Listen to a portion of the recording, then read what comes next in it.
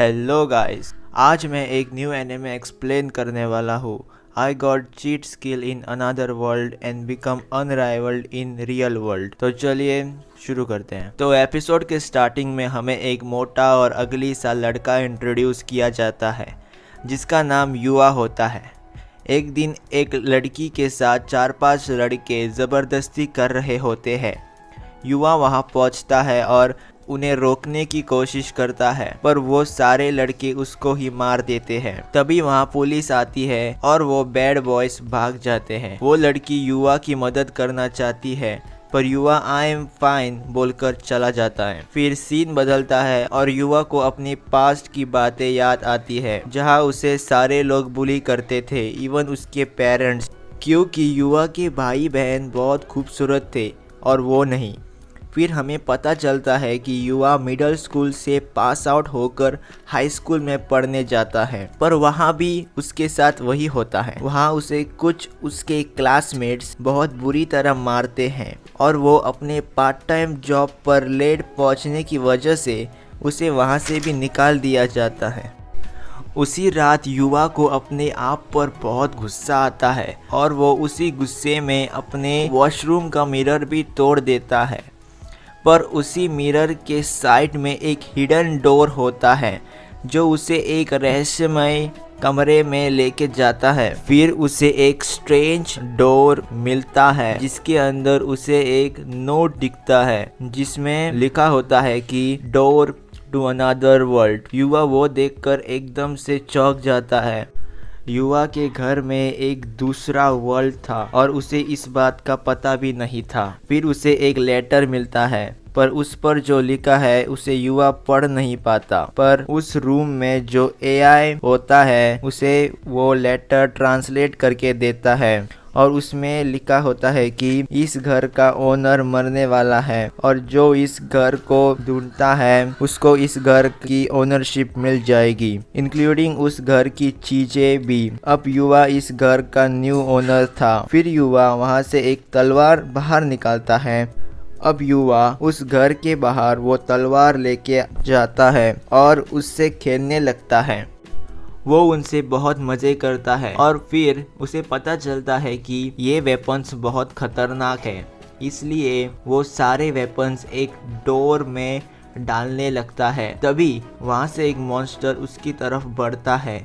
युवा बड़ी हिम्मत करता है और उस डोर से एक वेपन निकाल उस मॉन्स्टर के पेट के आर पार कर देता है। युवा उस मरे हुए मॉन्स्टर के पास जाता है और उस मॉन्स्टर के मरने पर उसे पॉइंट्स मिलते हैं।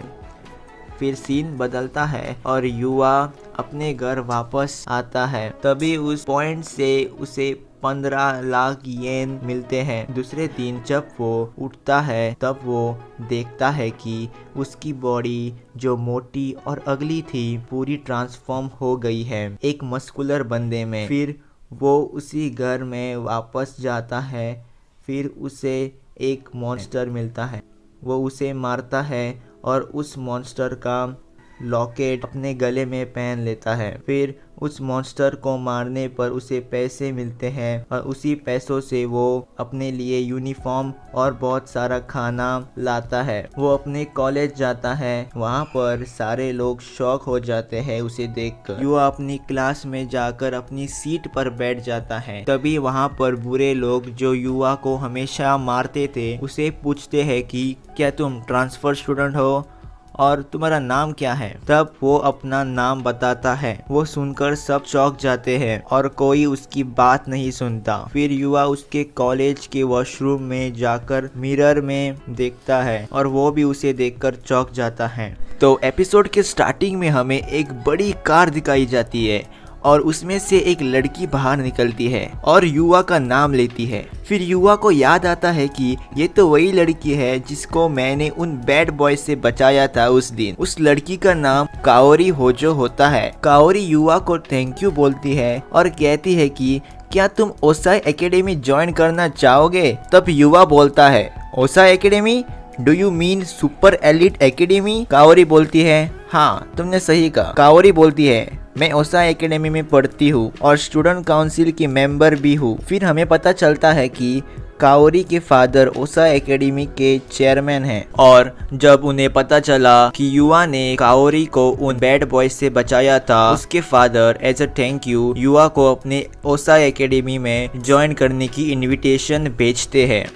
फिर युवा बोलता है, क्या पर मेरे पास एकेडमिक कैपेबिलिटीज नहीं है ओसा एकेडमी में एनरोल करने के लिए। तभी युवा के भाई बहन जो उसके साइड में ही खड़े थे बोलते हैं, क्या तुम हमें उसमें एनरोल करने दोगी? हम इस इडियट से बहुत अच्छे हैं। फिर युवा की बहन बोलती है, हम तो स्पोर्ट्स में भी बहुत अच्छे हैं। फिर काओरी बोलती है, नो थैंक यू, मैं यहाँ युवा के लिए आई हूँ क्योंकि वो मेरा सेवियर है और मैं उन लोगों को एनरोल नहीं करने दे सकती जो युवा का मजाक उड़ाते हैं। फिर सीन बदलता है और काओरी युवा को एकेडमी लेके जाती है। युवा सोचता है, ओसा एकेडमी, मैंने ये कभी नहीं सोचा था कि मैं इतने बड़े एकेडमी में पढ़ूंगा। काओरी युवा को अपने फादर के पास लेके जाती है। काओरी के फादर का नाम सुकासा होजो होता है। वो बोलता है, मैं आपका शुक्रिया अदा करना चाहता हूँ, आपने मेरे बेटी को उन बैड बॉय से बचाया और यहाँ तक आए। युवा शर्म के मारे लाल हो जाता है। फिर चेयरमैन बोलता है, तो क्या सोचा है युवा, तुम ओसा एकेडमी ज्वाइन करना चाहोगे? फिर युवा बोलता है, मैं उतना जीनियस नहीं हूँ इस एकेडमी को ज्वाइन करने के लिए। आगे चेयरमैन बोलता है, ऐसा नहीं होता, जीनियस नॉन जीनियस ये सब हम बनाते हैं, ये तो हमारे हार्डवर्क पर डिपेंड करता है, वही हमें जीनियस बनाता है। युवा चेयरमैन से इम्प्रेस होता है और उसे अपने ग्रैंडफादर की याद दिलाता है। फिर चेयरमैन युवा को उसके क्लास टीचर से मिलवाता है जिसका नाम मिसेस सवादा होता है। वो बोलती है, डोंट वरी युवा, मैं तुम्हें बहुत अच्छी तरह पढ़ाऊंगी। फिर सीन शिफ्ट होता है और युवा हमें उसके नए क्लासरूम के बाहर दिखता है। युवा बहुत नर्वस होता है क्योंकि ये सब उसके लिए नया था। युवा हिम्मत करता है और क्लासरूम का दरवाजा खोलकर अंदर चला जाता है और अपने आप को इंट्रोड्यूस करता है। सारे बच्चे उसे देखकर चौंक जाते हैं। मिसेस सवादा युवा को एक सीट देकर वहां बैठने के लिए बोलती है। युवा के साइड में एक लड़की होती है जो कि उसके साथ टेक्स्ट बुक शेयर करती है क्योंकि युवा के पास टेक्स्ट बुक नहीं होता। युवा उस लेक्चर में बहुत इंजॉय करता है। युवा कुछ न्यू फ्रेंड्स बनाता है। उसके पहले दोस्त का नाम रियो अगाराशी होता है। रियो उसे कैफेटेरिया में लेके जाता है। वहाँ उसे और एक दोस्त मिलता है जिसका नाम शिंगो कुरादा होता है। शिंगो युवा को पूछता है कि क्या तुम कोई क्लब ज्वाइन करना चाहोगे? तो युवा बोलता है, मैं इसके बारे में बाद में सोचूंगा। लंच के बाद वो तीनों अपने क्लास में वापस चले जाते हैं। फिर सीन बदलता है और हमें युवा ऑफिस में बैठा हुआ दिखता है। चेयरमैन अगेन युवा से पूछते हैं, क्या तुम ओसा एकेडमी में ज्वाइन करना चाहोगे? तभी युवा बड़े कॉन्फिडेंस के साथ हाँ बोलता है। युवा को ऑफिस के बाहर काओरी मिल, फिर वो दोनों आफ्टर स्कूल बाहर स्टोर्स में घूमने चले जाते। तब वो दोनों बहुत बातचीत करते हैं और वो बहुत टेस्टी डिश भी खाते हैं। तभी युवा काओरी से पूछता है, तुम्हें कैसे पता चला कि तुम्हें बचाने वाला मैं ही था? मतलब तब मैं बहुत मोटा और अगली सा था। तो काओरी बोलती है, मैं तुम्हारी आंखों की वजह से तुम्हें पहचान पाई। फिर सीन बदलता है और युवा अपने घर वापस आता है। युवा एक नया सूट पहनकर फिर से अनदर वर्ल्ड में चला जाता है मॉन्स्टर्स को मारने। पर युवा अपने घर के बहुत करीब होने की वजह से उसका लेवल स्लोली बढ़ता है। उसका लेवल धीरे धीरे बढ़ता है। इसलिए युवा सोचता है कि अब वो अंदर घने जंगल में जाएगा। जंगल में आगे बढ़ने पर उसे एक बड़ा मॉन्स्टर दिखता है जो कि एक लड़की को डरा रहा होता है। युवा सोचता है कि इस वर्ल्ड में भी ह्यूमंस एग्जिस्ट करते हैं। तो मॉन्स्टर युवा की तरफ बढ़ता है पर युवा पलक झपकते ही उसको मार देता है। फिर युवा उसी जख्मी लड़की के पास आता है। एपिसोड के स्टार्टिंग में हमें वही लड़की दिखाई जाती है जो एपिसोड 2 में हमें दिखाई थी। उस लड़की के कॉमरेड्स उसे बचा लेते हैं। उसे वो लेडी लेग्जिया कहकर पुकारते हैं और युवा ये सारा देख रहा होता है। फिर सीन चेंज होता है और युवा घर में दिखता है। वो अपने शर्ट्स को आयरन कर रहा होता है। युवा के पास ज्यादा कपड़े नहीं होते इसलिए वो मॉल जाने का सोचता है। मॉल में सारे लोग उसे ही देख रहे होते हैं क्योंकि वो बहुत अट्रैक्टिव पर्सन होता है। फिर हमें एक फोटोशूट टीम दिखाई जाती है जिसका मेन लीडर का नाम हिकारू होता है। वो कहता है, मुझे वो लोग बिल्कुल भी पसंद नहीं जो अपने सेट पर लेट पहुंचे, क्योंकि उनका एक मॉडल जो कि बहुत बड़ा स्टार था अब तक पहुंचा नहीं होता है। फिर हिकारू फीमेल मॉडल से पूछता है, क्या तुम ठीक हो?